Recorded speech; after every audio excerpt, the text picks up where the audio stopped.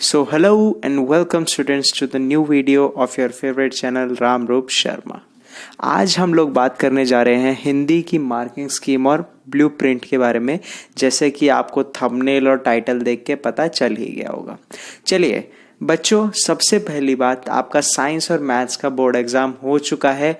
अब बचे हैं आपके हिंदी, एसएसटी और इंग्लिश के बोर्ड एग्जाम, जिसमें से सबसे पहले आपका हिंदी का बोर्ड एग्जाम होने वाला है।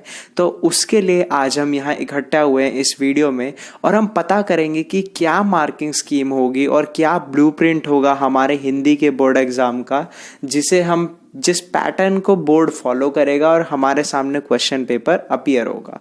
आगे बढ़ने से पहले अगर आपने चैनल को सब्सक्राइब नहीं करा है तो प्लीज़ प्लीज़ प्लीज़ चैनल को सब्सक्राइब करें और वीडियो को लाइक करें और शेयर करें, और कमेंट्स पर अपने डाउट बताएं और ये बताएं कि किन किन टॉपिक्स पर आप वीडियो चाहते हैं। सो बेसिकली अगर हम बात करें जाए हिंदी के आपके क्लास 10th बोर्ड एग्ज़ाम की, तो आपके 4 सेक्शंस आएंगे। थोड़े थोड़े वर्ड्स में इंग्लिश के यूज़ करूँगा, ठीक है ना। 4 सेक्शंस आएंगे। सेक्शंस को हिंदी में बोलते हैं खंड, और सेक्शन ए खंड क, खंड ख, खंड ग, खंड घ। 4 सेक्शन आने वाले हैं। Section A, section B, section C, section D. Section A आपका क सेक्शन 15 मार्क्स का आएगा, ख 15 मार्क्स का, ग 30 मार्क्स का, और घ कितने मार्क्स का आएगा आपका 20 मार्क्स का आएगा। एम का मतलब मार्क्स लिखा हुआ है, क्यू का मतलब क्वेश्चन लिखा हुआ है बच्चों।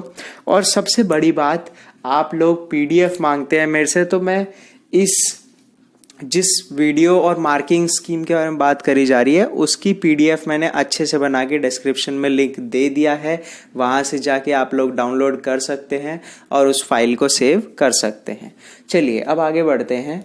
सेक्शन ए के बारे में अगर बात करी जाए तो आपको वहां पे गद्यांश और काव्यांश आएगा।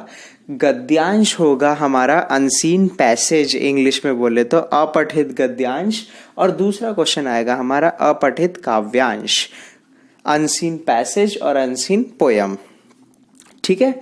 अनसीन पैसेज गद्यांश आपका 8 मार्क्स का होगा या 8 अंक का होगा, और अपठित काव्यांश आपका 7 अंक का होगा, ठीक है।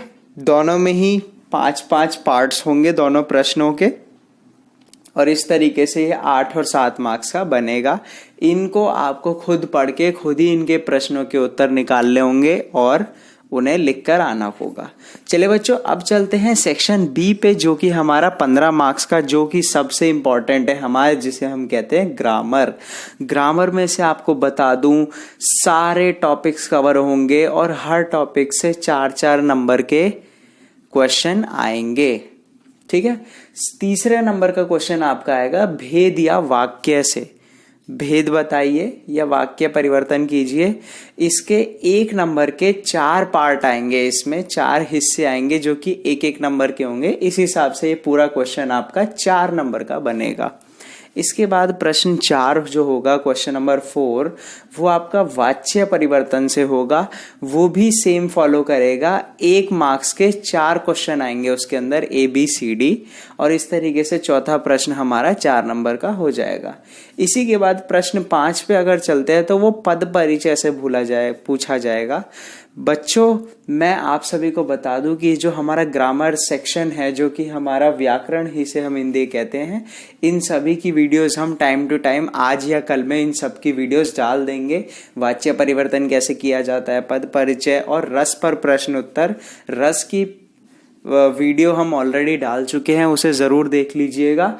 और इस वीडियोस को आप एनालाइज कीजिएगा और कमेंट्स पर बताइएगा कि सर हमें इस टॉपिक पर वीडियो चाहिए, तो उस टॉपिक को हम कवर करने की कोशिश करेंगे। और बाकी चिंता मत कीजिए, आपके लिए सारी वीडियोस अवेलेबल हैं और हम जल्दी से जल्दी डालने की कोशिश उन्हें करेंगे, ठीक है। तो इस प्रकार से आपको पता चल रहा होगा क्वेश्चन नंबर 3, 4, 5 या 6, इनमें से कोई भी क्वेश्चन हो, सभी प्रश्न उत्तर 4-4 मार्क्स के आने वाले हैं, जिनमें कि 4-4 पार्ट होने वाले हैं। तो इस तरीके से खंड क और खंड घ हमारा कंप्लीट होता है। अब बचे हमारे 2 खंड, या जिन्हें कहते हैं सेक्शंस। अब बात करते हैं सेक्शन सी की, जो कि हमारा होगा लिटरेचर से। लिटरेचर अगर बोले तो जो आपकी बुक लगी है स्कूल्स में, उससे होगा। इसमें भी वही सेम होगा जो कि खंड क में था। प्रश्न नंबर 7 आपका गद्यांश होगा, पर ये अपठित गद्यांश नहीं होगा। ये वाला आपका जो आपकी बुक में से कोई एक चैप्टर है उससे उठा लिया जाएगा और वो आपको दे दिया जाएगा और उससे आपसे प्रश्न पूछे जाएंगे और ये 5 मार्क्स का आने वाला है। इसी तरह गद्यांश की तरह प्रश्न नंबर 9 आपका बुक से किसी कविता से छोटा सा हिस्सा लेके उसे डाल दिया जाएगा और उसे कह दिया जाएगा काव्यांश के प्रश्नों का उत्तर दीजिए। तो काव्यांश और गद्यांश क्वेश्चन नंबर 7, क्वेश्चन नंबर 9 दोनों आपके 5-5 मार्क्स के आने वाले हैं। उसके अलावा क्वेश्चन नंबर 8, प्रश्न 8 और प्रश्न 10 दोनों में ही प्रश्न उत्तर आएंगे और उनमें ही दोनों में चॉइस होगी। बच्चों देखो, चॉइस आपको बहुत मिलने वाली है, ये मत सोचिएगा कि चॉइस होगी या नहीं होगी, टेंशन तो नहीं होगी, कोई दिक्कत तो नहीं होगी। कोई दिक्कत नहीं होगी, बहुत सारी चॉइसेस होगी। हिंदी इंग्लिश लैंग्वेज के पेपर हैं, इनमें आप लोग जितना पेपर भर के आ सकते हैं, जितना ज़्यादा अटेम्प्ट कर सकते हैं। और हिंदी इंग्लिश में सबसे बड़ा आपका रोल या किरदार अदा करती है ग्रामर सेक्शन और राइटिंग सेक्शन, जो कि पेपर में करना होता है। क्योंकि देखिए, अनसीन पैसेज आप आंसर कुछ भी लिख के आ सकते हैं और वो सही भी हो सकता है, और जो आपका ये है लिटरेचर सेक्शन बुक वाला वो भी सही हो सकता है, परंतु जो आपका ये व्याकरण वाला है और जो वो लिखित लेखन का खंड है, वहां पर आपको खुद अपनी बुद्धि का प्रयोग करके उत्तर लिखना होता है, तो वो काफी कठिन हो जाता है। चलिए छोड़िए, मैं कुछ ज्यादा ही हिंदी बोलने लग गया हूँ, ठीक है ना, क्योंकि हिंदी का पेपर है तो थोड़ा हिंदी चलती है। चलिए आगे बढ़ते हैं। तो हमारा खंड घ इस प्रकार से खत्म होगा और लास्ट का क्वेश्चन जो होगा वो लॉन्ग आंसर टाइप में आएगा। इसमें आपको लंबा आंसर लिखना होगा और 4 मार्क्स का ये क्वेश्चन आने वाला है। आखिरी खंड की बात करी जाए तो वो होगा राइटिंग सेक्शन, जो कि 20 मार्क्स का आने वाला है। प्रश्न नंबर 12 उसमें आएगा निबंध लेखन से, जो कि 10 मार्क्स का होगा। और प्रश्न नंबर 13 पत्र लेखन, जो कि 5 मार्क्स का होगा। और प्रश्न नंबर 14 जो कि आपका विज्ञापन 5 मार्क्स का होगा। तो इस तरीके से जो आपका पेपर सेट हो गया आएगा, आप इसका स्क्रीनशॉट ले सकते हैं। आपको पीडीएफ भी अवेलेबल करा दिया है, बस आप चैनल को सब्सक्राइब कर दीजिएगा और वीडियो को लाइक कर दीजिएगा।